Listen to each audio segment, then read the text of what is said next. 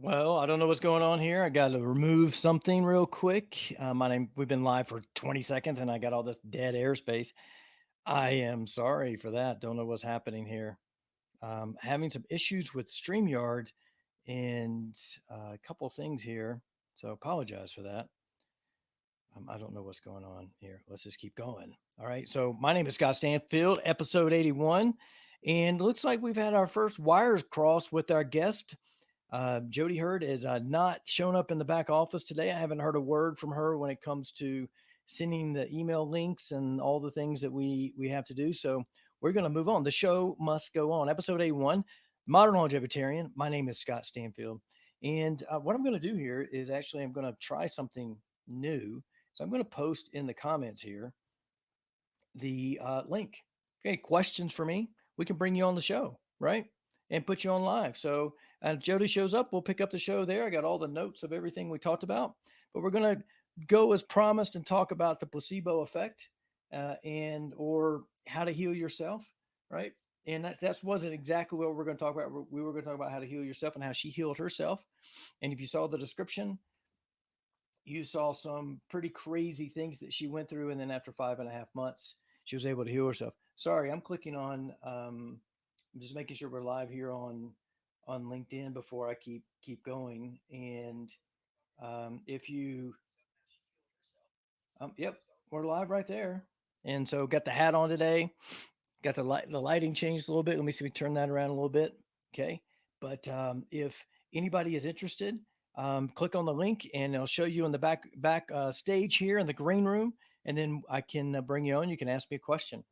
Now, just the other night, while everybody was watching the Super Bowl, I was reading this, the Wellbeing Journal, sugar and cancer risk, which I've already gone through a lot of that stuff. When it comes to, did a show that a lot of people were on here engaging with, which was on the myth or fact in the acid alkalinity show, and so that was something that was pretty cool and really good to bring to life.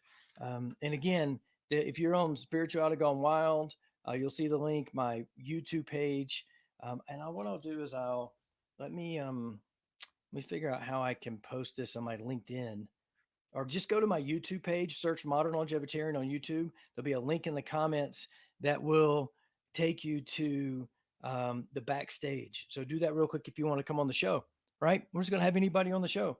Ask me a question. It could be about leadership, could be about restaurants, could be about food, could be about cooking, could be about any of the 8 pillars that you've seen of the Modern Longevitarian, which includes mindset, meditation, breathing, hydration, sleep, fuel or food, movement. Oh gosh, what's movement? And then getting uncomfortable, connecting with your family, your friends, and your community. But what I found in this book was Taking Charge: The Power of Placebo. And if you're familiar with any of um, any of Dr. Joe Dispenza's work, right? You can see Dr. Joe Dispenza wrote this, right? He wrote a book, The Power of Placebo, or You Are the Placebo. And it got my attention with this. I first of all, it's in this magazine, right? Second of all, it's Joe Dispenza. Third is The Power of the Placebo, right? So you had me at hello. You had me at placebo. And it starts the article out with the Eastern practice, and I'm going to read some of this because it was really cool, right? The Eastern practice of transcendental meditation, taught by Indian guru Maharishi, I can't even say it today, caught the United States, fueled by the enthusiastic participation of several celebrities, starting with the Beatles in the 1960s. The goal of this technique, which involves quieting the mind, repeating a mantra during a 20-minute meditation session performed twice a day, is a spiritual enlightenment. This is the type of meditation that I do when I was in Santa Monica. I actually went to the Santa Monica Center and learned from Denny Goodman. And I've also had Emily Fitz Randolph on the show twice to talk about, or the podcast, Restaurant General Manager podcast, and then on a live show to talk about transcendental meditation. But the practice caught the attention of Harvard cardiologist Herbert Benson, who became interested in how it might help reduce stress and lessen the risk factors of heart disease. Now, that's and there's been multiple studies, thousands of studies. When I say thousands, I think about 1,400 studies that have proven the benefits of transcendental meditation. And the David Lynch Foundation Transcendental Meditation, scenario. So, by the way, nobody wants to come on the show. Nobody wants their 15 minutes of modern longevitarian fame. We don't have anybody. Go to search Modern Longevitarian on YouTube, or go to my Facebook page, Modern Longevitarian, and it's also, I'm seeing the link here. If you don't have the link and you would like it, um, send me a comment and I will try to get it to you real quick. This is the first time I've done this. This is off the cuff, because we got our wires crossed with our guest coming all the way from Australia. Now, here's another interesting thing, right? Um, it also goes into talking about the powerful thinking, or the Power of Positive Thinking by Norman Vincent Peale, um, which was a book written in 1952. And then the idea grabbed the attention of the medical community in 1976. I was 4, right? When political analyst and magazine editor Norman Cousins published an account in the New England Journal of Medicine how he used laughter to reverse a potentially fatal disease. Cousins also told his story in his best-selling book, Anatomy of an Illness, published a few years later.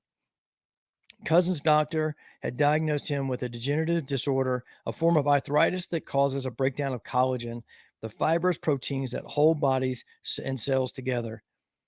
And he had given him only a 1 in 500 chance of recovery. Now, what Cousins did was he laughed himself to health, and he did this. And what he found was, where was this? Oh, Cousins started a regimen of massive doses of vitamin C and Marx Brothers movies, as well as other humorous comedy films and shows.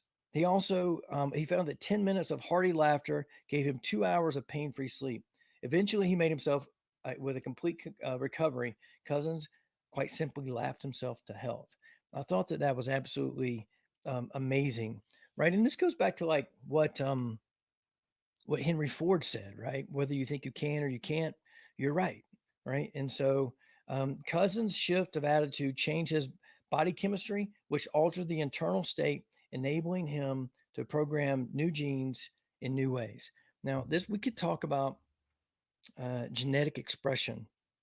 And what our genes do is they program proteins or synthesize proteins and tell the proteins what to produce, the good or the bad, those type of things. And everything that we put in is information.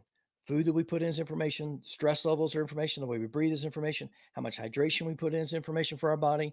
All those things are information. Whether we move or not, exercise or not, is information. And you got to think about that. If you sit on the couch, eat bags of Doritos, and you don't exercise, and you watch TV all the time, that information is going to drive your hardware. Versus you're at a stand-up desk like I am. You're eating whole foods, non-processed foods. You're exercising, intermittent fasting, hydrating to your optimal levels. You're getting the optimal amount of sleep at the right time of day that matches your natural circadian clock for where you are in your life at the moment. That's sending information. So the software, the information drives the hardware, right? So that's what really happens here in the placebo effect. Laughter is part of the information that your body processes. It takes you out of fight or flight or stress. It puts you in this, parasympathetic, power mode switched to on.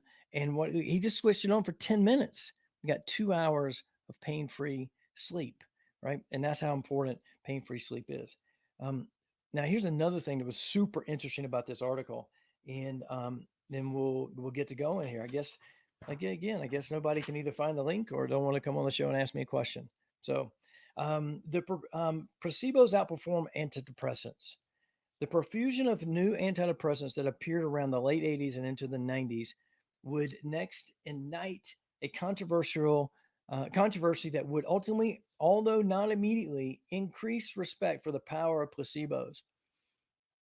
And he continued on saying, in research in a 1998 meta analysis of published studies of antidepressant drugs, psychologist Irving Kirsch, PhD, then at the University of Connecticut, was shocked to find that in 19 randomized double blind clinical trials involving more than 2,300 patients, most of the improvement was due not to the antidepressant medications, but to the placebo.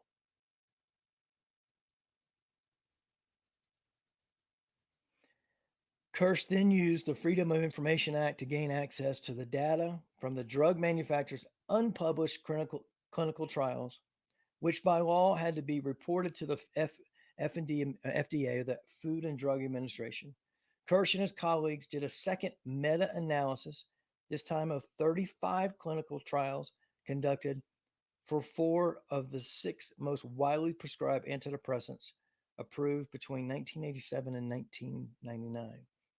Now, looking at data from more than 5,000 patients, the researchers found again that the placebos work just as well as the popular antidepressant drugs as Prozac, Efferexor, Seroxone, and Paxil a whopping 81% of the time.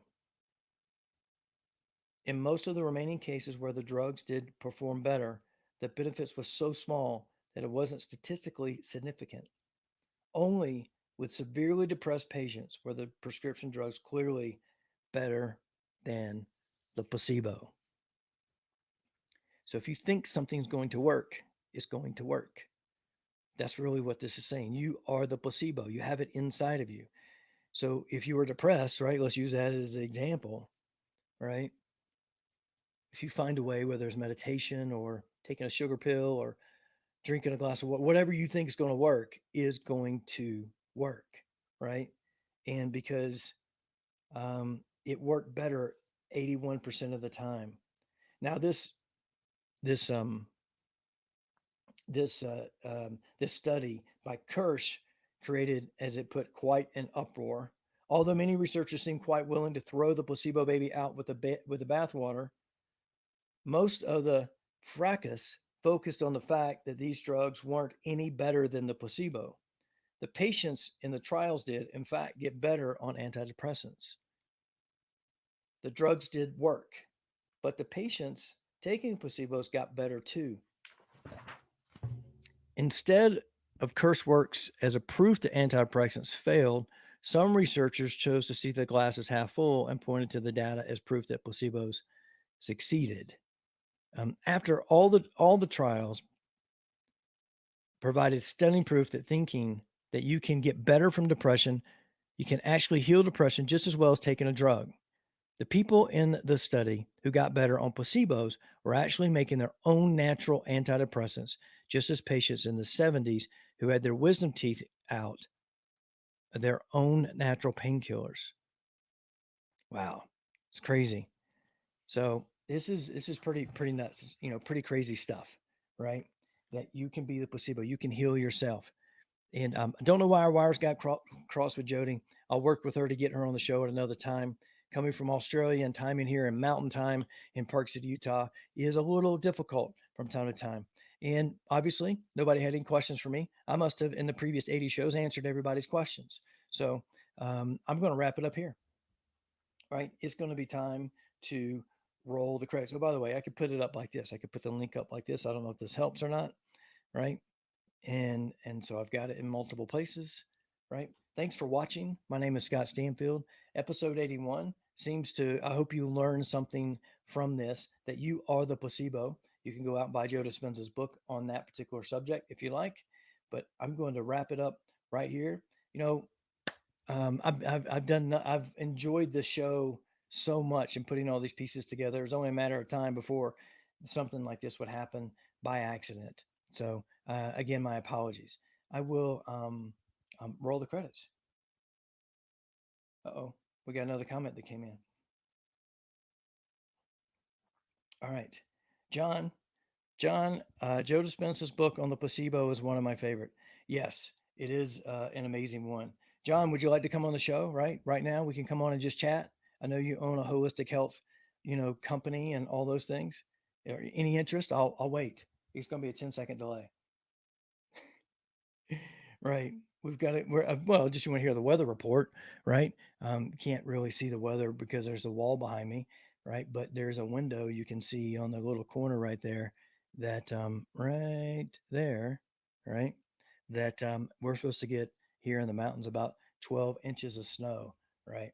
So Anyway, I'm gonna wrap this up right here. John, sorry for putting you on the spot. I was just having a little fun. You guys have a great day.